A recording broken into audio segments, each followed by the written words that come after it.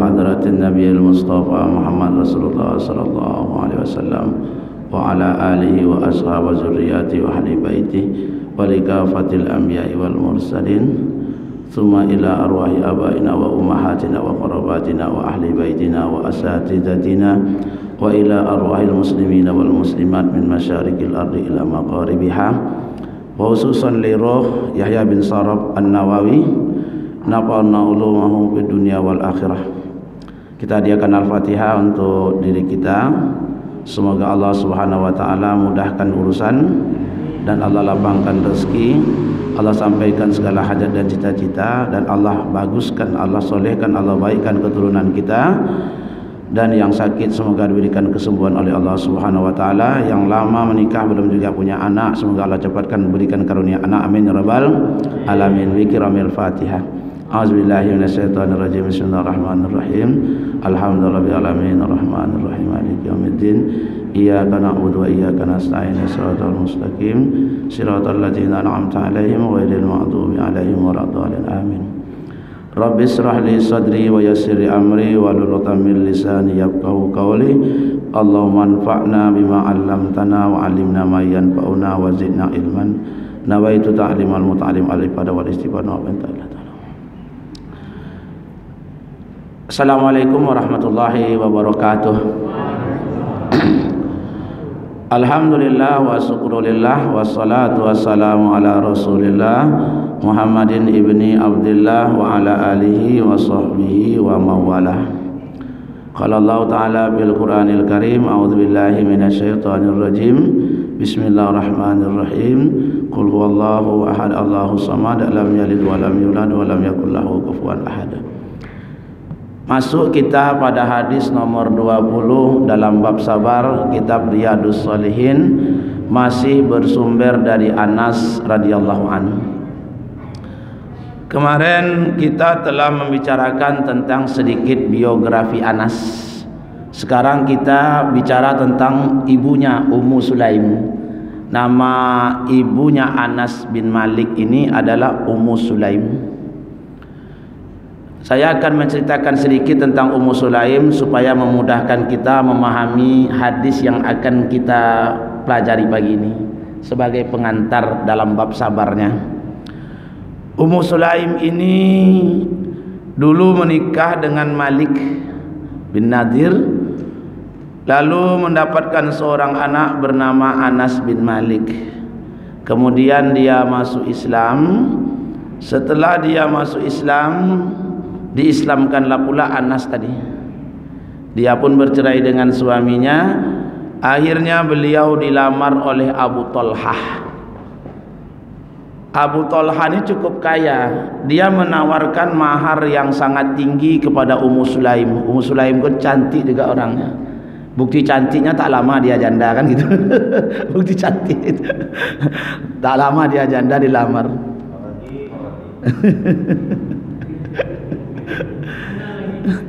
Jadi Ummu Sulaim ini ditawarkan emas, ditawarkan perak oleh Abu Talha. Namun Ummu Sulaim tidak mau itu semua. Akhirnya ditanyakan, apa yang kau mau sehingga kau mau menikah denganku? Mahar apa yang diminta? Ummu Sulaim meminta, aku hanya meminta Islammu sebagai maharku. Itu dia. Rupanya kalau berawal dari yang baik itu baik semuanya. Kalau kita menikah dari awal dah tak bagus, kalau dah tak suka orang tua berhentilah. Pasti ada yang tak baik di belakang hari terjadi. Banyak riwayat-riwayat kisah salafus salih itu menjadi pelajaran buat kita. Kalau dari awal kita udah baik, orang tua itu udah baik, kedua-duanya insya Allah selamat rumah tangga. Tapi kalau kawin-kawin lari itu bahaya itu. Kalau ada niat sekarang yang laki-laki ini mau kawin lari itu tunda aja lah, carilah ridhonya. Karena berawal dari yang baik itulah pasti baik dia. Apa kata Ummu Sulaim? Aku hanya minta maharku keislamanmu. Balik dia ke belakang. Abu Talha ni balik dia ke belakang kan, dia keras tak mau masuk Islam. Tapi terbayang-bayang juga wajah Ummu Sulaim ni, janda cantik ni, balik dia lagi ke belakang. Dinaikkannya harga maharnya. Kalau kurang yang tadi dinaikkan. Enggak, kata Ummu Sulaim, kalau kau mau masuk Islam nikah kita, kalau enggak. Akhirnya Abu Talha masuk Islam dan mendapatkan anak dari Ummu Sulaim, Abu Talhah tadi. anak itu dipanggil oleh Rasulullah dengan Umair. Jadi dalam kitab Sarah ini, wa kanahu Rasulullah sallallahu alaihi wasallam Umair. Rasulullah sallallahu alaihi wasallam itu memberikan nama kepada anak tadi dengan Umair. Umair itu asal katanya umrun. Umrun itu umur. Kalau Anas, Anas besar. Kalau Unais, Anas kecil. Kalau Hasan, Hasan yang besar. Husain, Hasan yang kecil. Jadi kalau Umair umur, Umair umur yang kecil, menandakan isyarat dari Rasulullah anak ini tak lama umurnya. Rasulullah itu tembus pandangnya. Cuma sedikit orang yang memahami. Makanya kadang-kadang banyak ilmu mukasafah. Kalau kita terjun ke dalam ilmu hadis nanti hadis itu kalau secara diroyah bisa dibuktikan secara pendidikan, secara akademik. Tapi kalau mukasafah tak bisa dibuktikan, karena hanya persaksian antara Rasulullah dengan zuriat-zuriatnya dengan ulama. Itu dia. Makanya banyak hadis-hadis itu yang kadang-kadang dipandang doib oleh sebagian ulama, tapi masyhur di kitab-kitab. Di kitab itu biasa. Ini hanya sekedar pengetahuan, mana tahu di sini ada suka yang mendoif-doifkan gitu, membid'ah-bid'ahkan terlalu cepat gitu. Kita ini tak tahu gelanggang bagaimana ilmu pengetahuan ini jauhnya kita dari Rasulullah gitu. Terlalu jauh kita. Jadi dapatlah anak namanya oleh Rasulullah Umair sebagai isyarat anak ini tak berumur panjang. Rupanya benar. Anak itu dalam masa kecil Abu Talha ini dapat anak laki-laki. Itu kan luar biasa sayangnya. Sayang sekali Abu Talha dengan anak itu. Dalam kitab ini disebutkan hubban syadidan, begitu mencintai anak tersebut. Sampai mendalam cintanya kepada anaknya. Maklumlah kan dapat anak laki-laki. Pada saat itu di bangsa Arab anak laki-laki kan cukup apa? Karena yang membawa nasab itu kan laki-laki. Maka mereka tuh kalau dapat anak laki-laki itu bangga. Bak kata orang Batak, kekayaan yang kami tinggalkan ke anak ya marga. Kalau tidak ada anak laki-laki, tidak ada kekayaan kami lagi katanya. Gitu kata orang Batak. Kata orang Batak nih. Waktu saya dulu berkawan-kawan dengan orang Batak itu dia. Sekaya apapun kami kalau tidak ada anak laki-laki, tidak ada lagi. Karena kekayaan kami adalah marga kami ini. Itu dia. Jadi luar biasa bangganya, senang dapat anak laki-laki. Rupanya isyarat Rasulullah itu datang. Isyarat Rasulullah itu datang. Anak tadi tersengal-sengal menahan sekarat. Ujiannya berat sekali. Kalau sekaratnya sebentar sakit mati tidak ada masalah. Ini pagi sampai sore belum mati anak itu. Lama dia tersengal-sengal. Sampai tidak tahan Abu Talha menyaksikan anaknya keluar masuk dia pergi tinggalkan anak. Tak tahan dia melihatnya tuh. Tak tahan dia melihatnya. Pergi dia kepada Rasulullah. Ummu Sulaim lah yang menyaksikan anaknya tuh tersengal-sengal menahan sekarat sampai mati sekian jam lamanya. Sabarnya Ummu Sulaim tadi. Nah menariknya Ummu Sulaim dia tahu suaminya sangat panik. Kalau sempat suaminya tahu ini anak telah meninggal dunia, telah wafat, itu kan guncang dia. Kalau tidak dihibur duluan. Ummu Sulaim ini orang yang cerdas. Ketika suaminya datang, dibaginya bahasa kiasan. Abu Talha datang, apa kabar anakku? Apakah anakku lebih baik? Iya, anakmu lebih baik dari sebelumnya.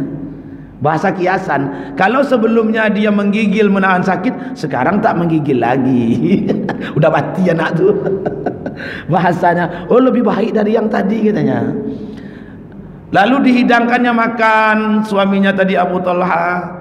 Setelah dihidangkan makan, berhiaslah dia secantik-cantiknya. Dia tahu suaminya pasti panik kan, dihiburnya secantik-cantiknya sampai Abu Talha berkeinginan kepadanya malam itu.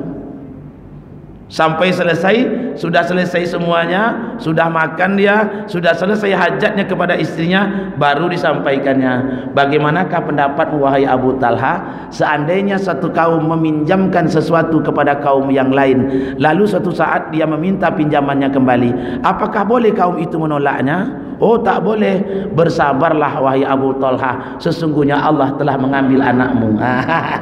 Dihiburnya dulu, dikasihnya makan dulu, berhias dia dulu cantik-cantik untuk menenangkan suaminya.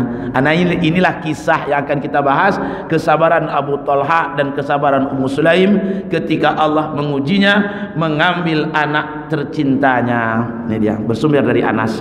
Jadi Ummu Sulaim ini memang wanita yang sangat fundamental ya.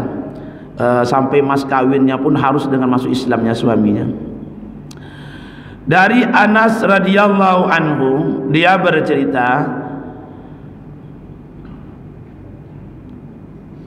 adalah seorang anak Abi Thalhah radhiyallahu an yastaki, sedang sakit keras, sehingga digunakan dengan kalimat yastaki. 3 marada. Marada kan sakit. Kalau yastaki itu dari sakwa. Sakwa itu mengeluh.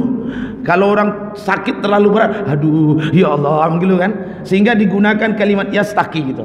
Asal katanya mengeluh, asal katanya dari sakit yang berat. Makanya Rasulullah sakitnya berat itu dikata yastaki, sakitnya berat sekali, sampai digunakan kalimat yastaki, orang sampai mengeluh gitu. Bukan berarti anak itu mengeluh, digunakan karena biasanya orang kalau sakit keras banyak aduh ya Allah ya dingin ya Allah. Jadi digunakanlah kalimat itu yastaki, yang mana anak ini, anak Ummu Sulaim ini dari Abu Thalhah, berarti saudara seibunya Anas, karena kan dia lain ayah. Anas kan bin Malik, anaknya Malik, ayah anaknya si Malik.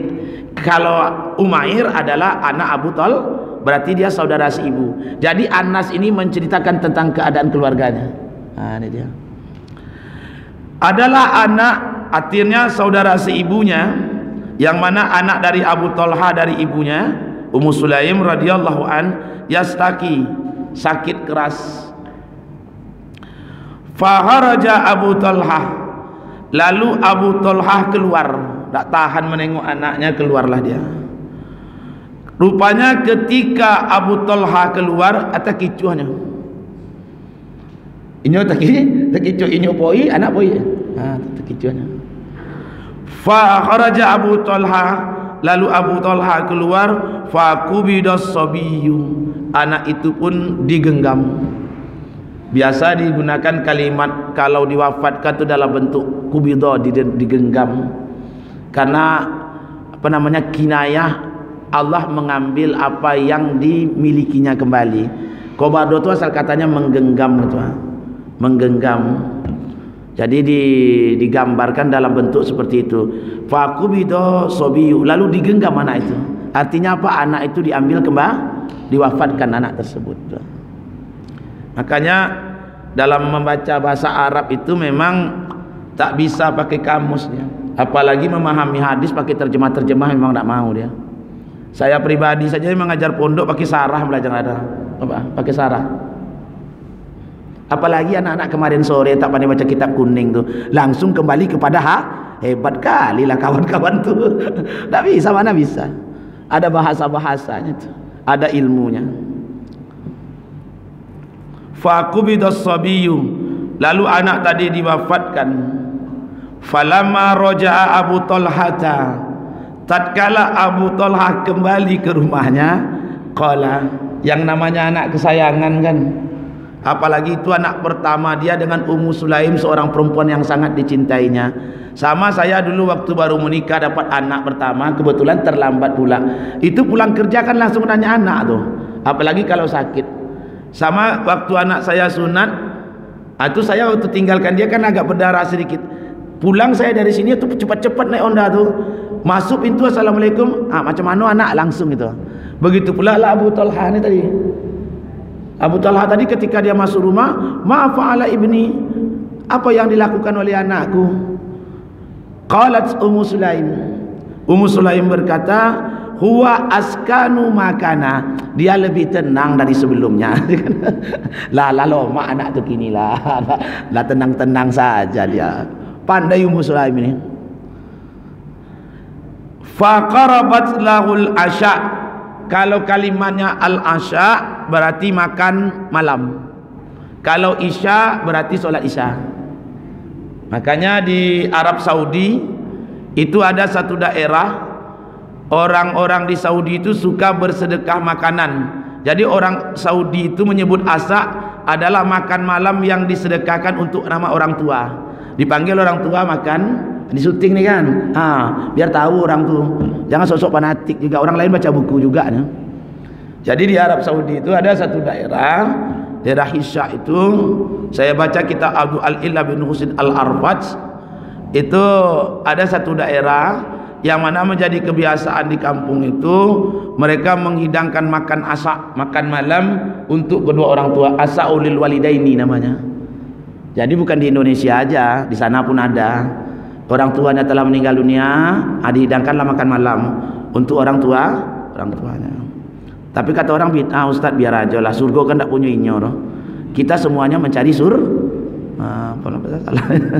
Ada masalah. Faqarabat lahul asya, lalu dia mendekatkan makan malam kepada si Abu Talha. Lalu Abu Talha pun makan. Setelah makan, summa asaba minha.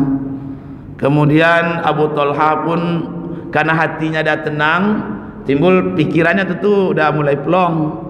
Mulailah istri mulai cantik dilihat kan gitu kan, ada dipelongkan. Kalau banyak pikiran mana mau Pak. Summa asaba minha. Kemudian dia menggauli istrinya tadi, Ummu Sulaim. Falamma faragha, la selesai sodonya, sudah selesai dia makan dan sudah hajatnya kepada istrinya, qalat, barulah Ummu Sulaim berkata, warus sabiyya, tanamlah anak tu. Anak tu ditutup, nak nampak sama suaminya itu. Udah selesai semuanya, apa kata dia? Tu anak tu tanamlah, kuburkanlah anak itu lagi dia. Macam manalah perasaan Abu Talha saat itu agaknya. Falamma asbaha Abu Talha, karena perasaannya dah tak enak melihat istrinya menyembunyikan kematian anaknya. Pagi harinya dia pergi kepada Rasulullah sallallahu alaihi wasallam. Fa'akhbarahu, lalu dia menceritakan perihalnya tadi. Aku pulang, istriku menghidangkan makanan, lalu aku sempat menggaulinya. Dia tidak menceritakan menggauli. Aku pulang, lalu dihidangkan makan. Selesai makan dah kenyang, aku baru istriku menceritakan tentang kematian anakku ya Rasulullah. Sakit hatiku. Sakit. Ini anak kesayanganku. Dalam kitab itu, dalam sarah ini diceritakan Abu Talha tidak menceritakan dia menggauli istrinya, tidak ada dia menceritakan itu. Dia hanya menceritakan ketika aku pulang ya Rasulullah, lalu istriku menghidangkan makanan untukku, dia menyembunyikan kematian anakku. Selesai aku makan ya Rasulullah, baru disuruhnya aku menanam anakku ya Rasulullah. Sakit hatiku ya Rasulullah. Kemudian Rasulullah sallallahu alaihi wasallam pertanyaannya lain, yang diceritakan lain, yang diceritakannya anaknya wafat. Tapi yang ditanya Rasulullah, arastumul lailata, apakah engkau sempat bersenggama dengan istri? Aras itu kan pengantin. Walimatul urus berarti pesta pernikahan. Jadi arastu lailata, apakah kamu menggauli berpengantin gitu? Apakah engkau berpengantin dengan istrimu tadi malam? Qala, na'am ya Rasulullah. Iya ya Rasulullah. Qala, Rasulullah sallallahu alaihi wasallam berkata, Allahumma barik lahumma, ya Allah berkahilah keduanya. Hebatnya Rasulullah sallallahu alaihi wasallam itu, tahu dia. Fa waladat ghulaman, lalu Ummu Sulaim melahirkan ghulaman, diganti dengan anak laki-laki lagi. Yang wafat laki-laki diganti anak laki-laki. Faqala li Abu Talha, lalu Anas bercerita, Abu Talha pun berkata kepadaku, ihmilhu, bawa adik kau ni, bawa anak ini, hatta ta'tiya bihin nabiyya, sehingga engkau menjumpai Nabi sallallahu alaihi wasallam, wa ba'asa ma'ahu bitamaratin, dan Abu Talha pun mengirim anak tersebut dengan beberapa buah tamar.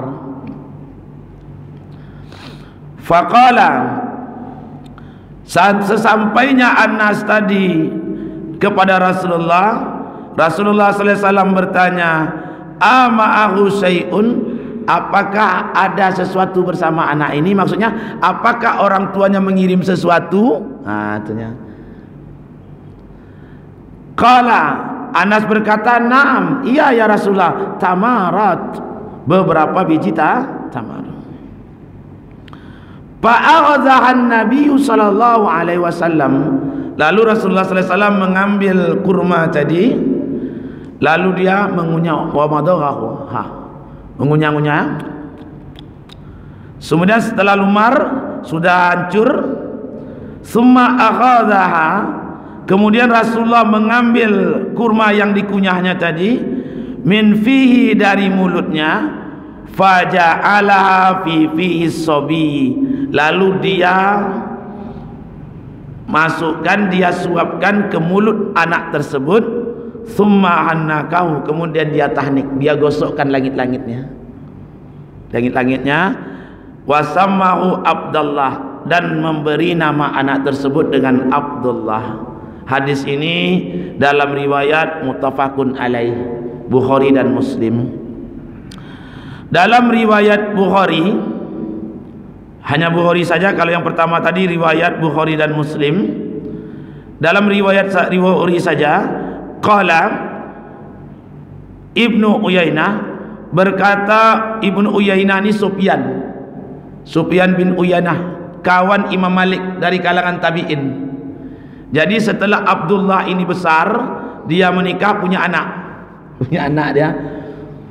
Anak-anak dia inilah diceritakan oleh si Ibnu Uyainah. Faqala rajulun minal ansar, kata Ibnu Uyainah, seorang laki-laki Ansar berkata, fara'aitu, aku melihat tis'ata auladin, melihat 9 orang anak.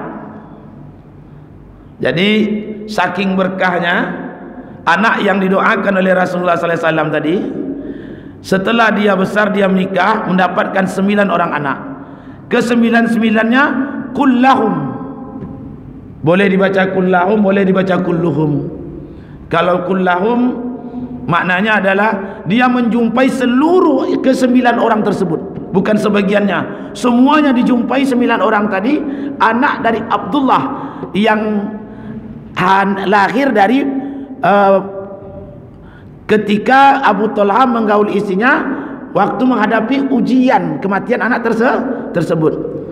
Qad qara'ul Qur'ana, semuanya para pembaca dan penghafal Quran.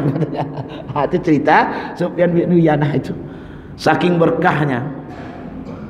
Maksudnya adalah min auladi Abdullah lil maulud, yaitu anak-anak dari Abdullah yang dilahirkan dulu.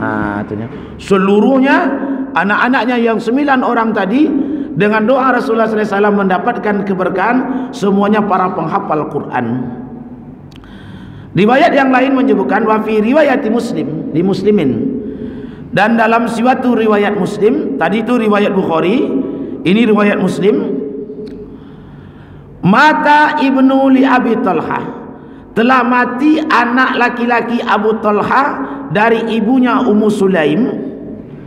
Faqalat, lalu Ummu Sulaim berkata, li ahliha, kepada keluarganya, la tuhadditsu Aba Talha bibnihi, jangan kamu ceritakan kepada Aba Talha tentang perihal anaknya yang telah mati ini, hatta akuna, sehingga aku sendiri yang langsung menceritakannya.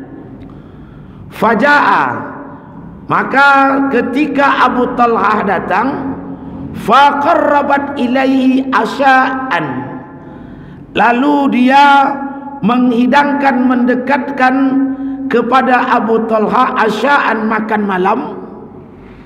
Fa'akala, lalu Abu Talha makan, wa syariba, dan minum, wa syariba, summa tasanna'at lahu, kemudian Ummu Sulaim tadi bergaya, berhias dia, lahu, untuk si Abu Talha, ahsana ma kanat tasanna, dengan berhias yang paling cantik. Pokoknya menampilkan diri cantiklah dia di hadapan Abu Talha. Setelah dikasihnya makan kenyang-kenyang Abu Talha tadi, lalu dia membersihkan badannya, dipakainya baju yang terbaik, dibaginya parfum, harumlah badannya. Kemudian fa waqa'a biha, lalu karena Ummu Sulaim ini bergaya dengan begitu cantik, akhirnya Abu Talha menggaulinya. Falama in ra'at annahu qad sami'a, tatkala Ummu Sulaim melihat bahwa suaminya Abu Talha telah kenyang, wa asaba minha, dan telah menyelesaikan hajatnya dari dirinya, qalat, berkatalah Ummu Sulaim, ya Abu Talha, wahai Abu Talha, ara'aita, apakah pendapatmu, lau anna kauman, jikalau suatu kaum, a'aru ariyatahum, meminjamkan pinjaman mereka, ahla baitin, kepada satu ahlul bait, maksudnya kepada satu keluarga, fatalabu ariyatahum, lalu kaum tersebut meminta pinjamannya kembali, alahum ayyamna'uhum, apakah boleh orang-orang tersebut menahan pinjaman kaum tersebut? Ada kaum lalu dia meminjamkan sesuatu kepada kaum, lalu tiba-tiba dia meminta kembali pinjamannya, apakah boleh mereka menahannya? Apa kata siapa? Kata Abu Talha, la, tak boleh. Faqalat, lalu Ummu Sulaim berkata, fahtasib innaka, carilah pahala kepada anak laki-lakimu, dia telah wafat, bersabarlah, dia telah wafat. Qala, berkata Anas, Pak Ghadibah, marah si Abu Talha ni, anak aku mati tak kau kasih tahu dengan aku, kau kasih aku makan kenyang-kenyang, bergaya kamu cantik-cantik, sampai aku berlumuran junub. Kan junub dia jadinya kan. Taraktini, engkau biarkan aku berlumuran junub, hatta iza talatahtu, sehingga aku berlumuran dengan junub. Summa abartini, baru kau kasih tahu bahwa anakku tetap mati. Marahlah dia. Fantolako merajuk, merajuk, pergi dia keluar. Hatta ata Rasulullah sallallahu alaihi wasallam, lalu dia menjumpai Rasulullah sallallahu alaihi wasallam, fa ahbarah, lalu dia menceritakan perihalnya, bima kana, dengan apa yang terjadi. Lalu Rasulullah sallallahu alaihi wasallam mendengarkan ceritanya, lalu bersabda, barakallahu fi lailatikima, semoga Allah memberkati masa malammu, memberkati malam kamu. Maksudnya dia, semoga Allah memberkahi pengantin kamu tadi malam. Qala, lalu Anas berkata, fahamalat, hamil ibu itu langsung. Doa Rasulullah manjur, hamil langsung ibu itu. Qala, Anas berkata, Rasulullah sallallahu alaihi wasallam dalam satu perjalanan, Abu Talha ini sering ikut dengan Nabi. Jadi karena dia gembira anak wafat, rupanya langsung hamil. Tentu sayang dia dengan istrinya, tidak mau dia tinggalkan. Wa ma'ahu wa hiya ma'ahu, dibawalah oleh Abu Talha istrinya Ummu Sulaim tersebut, tak mau dia tinggalkan. Dan biasanya Rasulullah sallallahu alaihi wasallam apabila masuk ke Madinah dari perjalanan, la yatrukuha turukan, dia tidak langsung datang ke rumahnya. Tak langsung dia datang ke rumah. Rasulullah itu tak datang ke rumahnya malam hari. Lalu mereka hampir sampai dari kota, maksudnya dari Madinah, mereka telah dekat sampai ke Madinah. Fadarabahal mahadu, rupanya Ummu Sulaim sakit melahirkan. Mahadu itu artinya sakit melahirkan. Mahadu, kalau ayah bunda mau lihat nanti dalam surat Maryam ada itu. Besok kalau mau belajar kosakata, bawa pena, cari pakai apa, pakai HP, tulis mana yang saya bilang tu, mahadu, sakit melahirkan. Mudah-mudahan tamat kitab ini pandai pula menerjemahkan agak sikit-sikit kan, jadilah. Fatabasa alaiha Abu Talha, Abu Talha pun tertahan tak bisa mengikuti Nabi. Karena apa? Karena istrinya sakit melahirkan tersebut. Fantalaka Rasulullah sallallahu alaihi wasallam, Rasulullah sallallahu alaihi wasallam pun pergi. Qala, Anas berkata, yaqulu Abu Talha, Abu Talha lalu berkata, innaka ya Allah ya Tuhanku, la ta'lamu ya Rabb, engkau mengetahui ya Tuhanku, bahwasanya aku sangat senang keluar bersama Rasulullah sallallahu alaihi wasallam apabila dia keluar dan masuk bersamanya apabila dia masuk. Sungguh saat ini aku tertahan ya Rasulullah, seperti apa yang kau ketahui. Taqulu Ummu Sulaim, lalu Ummu Sulaim berkata, ya Aba Talha, ma ajidul lazi, aku tidak merasakan apa yang kurasakan ini. Lah kembali sakitku inilah, lanjutkanlah perjalanan, jangan sampai tertinggal dari Rasulullah. Pergilah, berangkat. Fantalaqna, kami pun berangkat, karena Anas kan ikut. Anas kan pembantu Rasulullah waktu di Madinah. Nah, kan gitu. Kemarin kan waktu di Mekah pembantu Rasulullah kan Ibnu Mas'ud. Kalau di Madinah pembantunya Anas ikut dia. Fantalaqna, kami pun berangkat, kata Anas. Rupanya ketika sampai keduanya Abu Talha dan Ummu Sulaim di Madinah, darabah al-mahadu hina qadima, sakit melahirkan langsung dia. Sakit yang kedua tak ada ampun lagi lah, pecah ketuban enggak kan? Tak tahan lagi. Bawalah dan ulaman, langsung dia melahirkan seorang anak laki-laki. Faqalat li ummi, ibuku Ummu Sulaim berkata kepadaku, apa kata dia? Ya Anas, jangan biarkan seorang pun menyusui anakku ini, adik kamu ini, sehingga engkau membawa anak ini kepada Rasulullah sallallahu alaihi wasallam. Falamma asbah, tadi kan malam tuh, tunggu pagi dulu, karena ibunya kan berpesan jangan diberikan anak ini kepada seorang pun, biar aja nyonangi, karena dia berharap keberkahan supaya anak ini pertama sekali dia langsung melihat Rasulullah sallallahu alaihi wasallam. Yang kedua, agar dia bisa langsung menikmati ludah Rasulullah sallallahu alaihi wasallam oleh Ummu Sulaim ini anaknya. Jangan bawa, jangan kau berikan dia kepada seorang pun, sehingga kau telah sampai menjumpai Rasulullah. Falamma asbaha, tatkala pagi harinya nampak matahari macam iko, lah bisa jalan rasanya. Ihtamaltuhu, ku bawa adikku tu, kata dia. Ku bawa adikku tu. Berani dia. Saya anak-anak kecil baru lahir takut saya megangnya. Berani Anas nih. Aku pun pergi membawa anak itu kepada Rasulullah sallallahu alaihi wasallam. Lalu dia menyebutkan hadis itu secara sempurna, yang mana membawa beberapa buah tamar, lalu Rasulullah mengunyahkan tamar tersebut dan mentahniknya, menggosokkannya ke langit-langit anak tersebut. Selesai tentang terjemah hadis tersebut. Apakah faedah hadis ini? Kita lihat, ada beberapa faedah dari hadis ini yang dapat kita ambil pelajaran. Yang pertama, belum saya pindahkan ya, bentar. Saya buka FB dulu.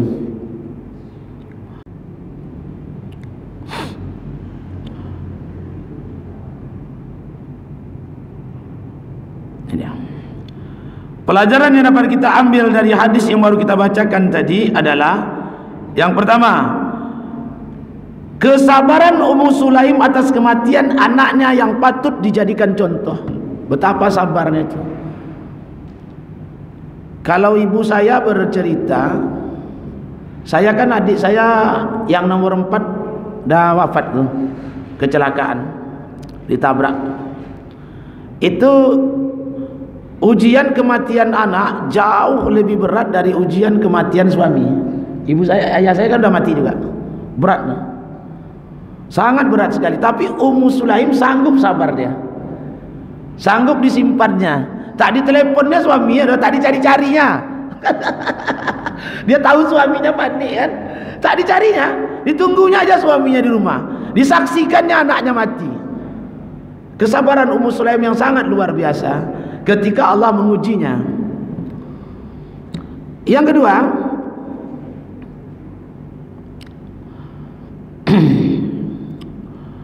hadis ini mengajarkan kepada kita kelembutan seorang istri menyampaikan berita kepada suaminya. Dah pulang suaminya, makan dulu, bergaya-gaya dia dulu, dah tenang baru disampaikannya.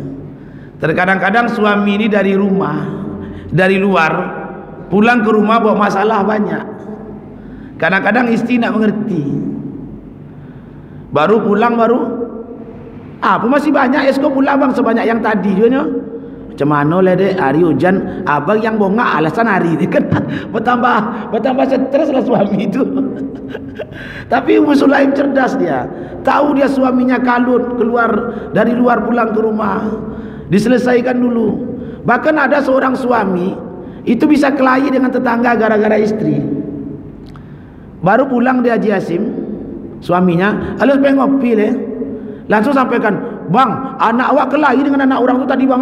Alah leh, laki ponek apa diserangnya orang tu lah bertinju. Apa je leh. Tapi Ummu Sulaim mencontohkan tidak begitu gitu. Dah pulang suami, setelah pulang digirangkan makan dulu lah, dibuat kopinya dulu kan, ditenangkan dulu suami itu, baru disampaikan. Begitu tenangnya Ummu Sulaim itu. Yang ketiga, sesungguhnya barang siapa yang merelakan sesuatu karena Allah Subhanahu wa taala, maka Allah akan menggantinya dengan yang lebih baik. Siapa yang sanggup, orang yang merelakan apa yang diambil oleh Allah, ridho dia dengan itu, Allah ganti dengan yang lebih baik. Wafat anaknya masih kecil, sedih dia, sanggup dia bersabar. Tapi setelah itu Allah gantikan seorang anak, yang mana anak itu melahirkan 9 orang para penghafal Quran. Allah ganti dengan yang lebih baik itu. Yang keempat, hadis ini mengajarkan kepada kita untuk memilih nama yang baik bagi anak. Karena ketika anak itu sampai kepada Rasulullah, Rasulullah langsung kasih nama Abdullah. Nama yang paling baik itu Abdullah. Ya kalau kita ini istilahnya nama-nama yang mengandung doa. Ya kalau orang Jawa seperti Kartika. Kartika bulan purnama kan. Bulan purnama itu bulan yang indah, bulan yang ditunggu orang. Supaya anak tadi senang orang melihatnya, macam-macam lah doa ya. Kadang-kadang orang nama sembarang-sembarang saja. Ada nama orang Nasib. Nasib, serius. Tinggi sekolahnya loh. Dia ngobati saya Haji Hasim. Kok bisa namanya Nasib pak? Apa kata dia? Saya waktu kecil lahir di sawah, udah hampir mati untung hidup. Itulah ayah saya kasih nama saya Nasib, marganya saya lupa. Jadi N titik marga. N itu apa? Nasib. Nasib namanya. Rupanya untung hidup gitu ah. Untung hidup anak itu bagi namanya Nasib. Yang kelima, meringankan beban suami. Jangan tiba suami itu dibongak-bongak kan, dibodoh-bodohi. Ringankan beban suami itu. Datang kita tahu suami kita itu dari luar tak berat bebannya, sabarlah bang. Namanya romantika kehidupan. Rezeki itu bergelombang, terkadang naik, terkadang turun kan gitu. Lembut gitu. Ini baru pulang suami bang, dah beli TV orang sebelah tu bang. Baru pulang lagi, baru alun sampai es tontong tu lo tak gerobak je leh. Bang, boleh orang sebelah lah boleh TV lah bang ya. Kan ada TV yang lama dek. Abang itulah. Seginilah rezeki kita dek, sabarlah dulu. Abang itulah yang pandai sama abang bang. Itulah rezeki kita, segitu Allah berikan kepada kita. Abang laki-laki, dia laki-laki juga. Abang kuat, dia kuat. Abang kerja, dia kerja. Cuma satu beda abang dengan dianya. Dia pintar, abang bodoh. Jadi kan alah sudah. Kacau jadinya kan. Itu bagaimana mau kau lagi dek, kata binamnya. Abang itu menampak sawit-sawit orang tu dulu abang ambil, apa salahnya? Sudahlah. Itulah jadi suami masuk penjara tu. Yang keenam, pentingnya berhias untuk suami. Karena ketika suami kita dari luar banyak masalah, banyak pikirannya, awak pakaian tak lo bagus doh, pakailah KTP aku yuak pulo, ketiak berbaun pulo, kalau ancak nak jawab apa, aku gendut pulo. Allahu Akbar. Bertambah panik bini tu mana, lelaki menengok. Kalau suami datang tu awak sudah cantik, sejuk hati suami tu. Kan ini luar biasa nih, anak kesayangan mati, kan berat tu, bukan tak berat tu doh. Tapi Ummu Sulaim pandai menyejukkannya, berhias dia secantik-cantiknya untuk meringankan beban suaminya itu. Oma-oma bikinlah macam itu. Yang tak ada laki ya cari. Bikin seperti itu untuk meringankan bebannya itu. Karena berat beban suami ini nih. Bukan tak berat ya. Kadang-kadang ibu-ibu ni wirid baju seragamnya banyak, sampai 5. Ada tablik kabar buat baju baru, Maulid Nabi buat baju baru, setahun ompek baju barunya. Kalau kali ompek 100 sudah 1, kalau 5 pasang dah 2 juta juga tu. Bapak-bapak lah tukang bayarnya ni. Bapak-bapak lah yang mengansur kreditnya tu. Allahu Akbar. Macam mana lagi Ustaz? Kalau nak pakai baju seragam nanti awak nak diopini orang, nak dikawani orang, terpaksa juga kami ambil baju tu. Bayar satu-satu je lah, sampai pula 5 seragam tu. Yang ketujuh terakhir, pentingnya mengambil berkah dengan orang soleh.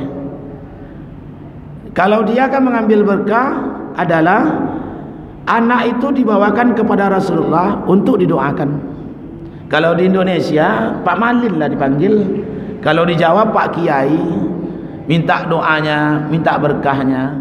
Itulah pentingnya mengambil berkah dengan orang soleh. Sampai Ummu Sulaim berkata, jangan berikan anak ini kepada seorang pun, jangan ada seorang pun yang menyusukannya sampai kau bawa anak ini kepada Rasulullah.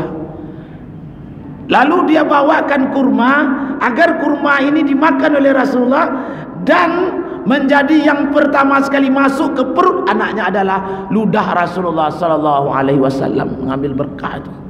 Pentingnya mengambil berkah orang soleh. Cuma orang soleh sekarang harus pakai amplop pula, itulah payah kan. Carilah orang soleh dekat-dekat kita. Kalau di sini ada Ustaz Ansori kan gitu, cari orang baik-baik, ambil berkahnya. Kalau perlu orang baru-baru pulang haji tu masih segar dia kan, ambil keberkahannya. Kenapa? Keberkahan itulah yang kita harapkan. Kita tak perlu banyak, yang penting berkah tu. Tengoklah keberkahan yang diberikan Allah kepada Ummu Sulaim. Anak yang hilang 1, Allah ganti 9 dengan para hafiz. Ini kan luar biasa. Ketika kita sabar dengan ujian Allah, Allah akan menggantikan dengan yang lebih baik. Demikianlah kajian kita subuh ini. Saya lemparkan kembali kepada jemaah. Yang mau bertanya, yang mau berdiskusi, kita diskusikan. Kalau tidak, ya kita lanjutkan aja hadisnya sampai berbunyi syuruk. Habis hadis nomor 20.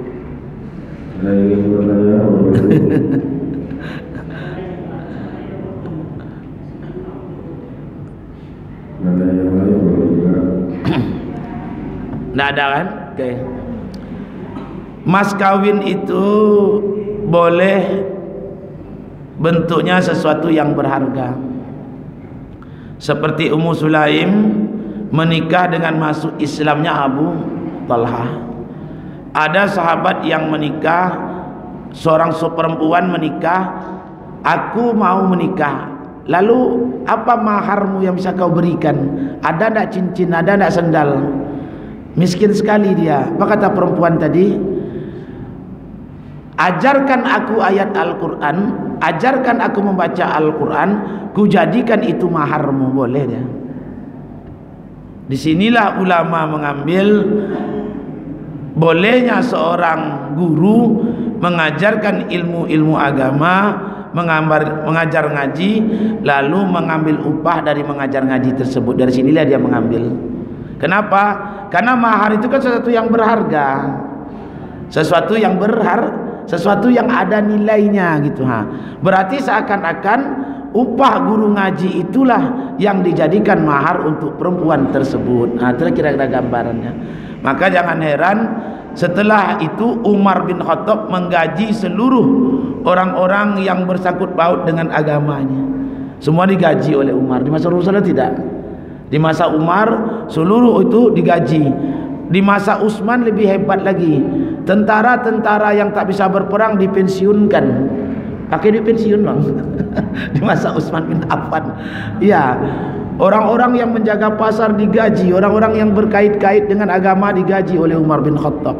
Di sinilah diambil oleh mereka bolehnya menggaji. Boleh menggaji garib masjid, boleh menggaji imam. Dari sini mengambil dalil-dalil mereka. Mudah-mudahan ini semua sebagai langkah awal ya, untuk bisa mengenal bahwasanya untuk memahami istinbat pembongkaran hukum itu tak semudah yang dibayangkan gitu. Rasulullah tak akan pernah berkata bayar imam kamu, bayar guru gaji kamu, tidak akan ada seperti itu, mana ada. Tapi ada sinyal-sinyal atau kontek-kontek dalam hadis-hadis yang disampaikan oleh Rasulullah SAW agar kita mengambilnya bagi orang-orang yang bisa memahaminya. Makanya dalam mazhab Syafi'i itu memahami ayat dan hadis secara konteks. Berbeda dengan Hambali memahami hadis secara teks. Maka terjadilah perbedaan pandang. Perbedaan pandang dalam fikih. Terjadi perbedaan pandang. Karena sudut pandang tadi. Makanya ada sebuah kitab yang ditulis oleh Muhammad Al-Ghazali. Nama kitabnya Sunnah Nabawiyah Baina Ahlul Fiqh wa Ahlul Hadis. Hadis Nabi SAW, sunnah-sunnah Nabi menurut pandangan orang-orang fikih dan orang-orang hadis. Bagaimana istinbat memahami hukum-hukum. Dan di antara permasalahan yang diangkat oleh Muhammad Al-Ghazali adalah bahwasanya perempuan di zaman Rasulullah juga ke masjid. Salah satunya juga hadis adalah Rasulullah itu kan beriktikaf di 10 malam terakhir ketika di akhir hayatnya. Setelah Rasulullah wafat, istri-istrinya beriktikaf. Sepakat ulama mengatakan iktikaf di masjid, dan yang paling bagus adalah masjid yang didirikan salat Jumat. Nampak tu? Cerdasnya Muhammad Al-Ghazali tadi. Mudah-mudahan yang sedikit ini bisa mengantar kita untuk lebih sujuk gitu melihat fikih ini. Karena fikih ini solusi loh. Fikih itu solusi loh Ji. Fikih itu solusi kehidupan, bukan untuk dikelahi-kelahikan gitu. Cuma orang sekarang entah kenapa fikih dijadikan lahan untuk bentrok gitu. Fikih itu solusi sebenarnya. Fikih itu solusi. Ketika kita berhadapan dengan satu masalah, tak ada nas Al-Quran, tak ada hadisnya, lalu bagaimana penyelesaiannya? Itulah ranah fikih. Sehingga apapun masalah yang dihadapi ada solusinya. Demikianlah dapat kami sampaikan. Subhanakallahumma bihamdika asyhadu an la ilaha illa anta astaghfiruka wa atubu ilaik. Allahu a'lam bishawab. Assalamualaikum warahmatullahi wabarakatuh.